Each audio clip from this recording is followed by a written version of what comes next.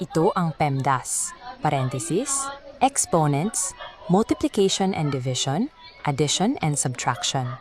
Ang multiplication at division ay magkapantay. I-solve ito mula left to right. Ganun din sa addition at subtraction. Magkapantay din ito, kaya solve them from left to right. Step 1. Check natin kung may parentheses. Ang parentheses ay yung may ganitong symbols, tulad ng quantity 8 plus 4. Meron ba sa problem natin? Wala. Dahil wala, skip muna natin ang P. Step 2. Check natin kung may exponents. Ito yung may maliit na number sa taas, tulad ng 2 squared. May exponent pa sa equation natin? Wala rin. So skip natin ang E. Kung walang hinihingi ang isang step, dire-diretso lang tayo. Ang multiplication and division. Tandaan ang rule dito. From left to right. Uunahin ang multiplication. 4 times 3. And division. 6 divided by 2. Left to right, ang 4 times 3 ay 12.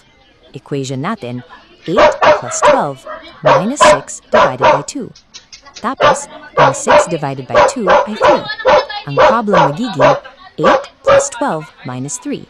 Magsosolve tayo ulit using the left to right rule. Uunahin natin itong nasa kaliwa. 8 plus 12, magiging 20. Kaya bababa ang equation natin sa 20 minus 3. At para sa pinakahuling calculation, ibabawas natin ang 3 mula sa 20. Ang final at tamang sagot ay 17.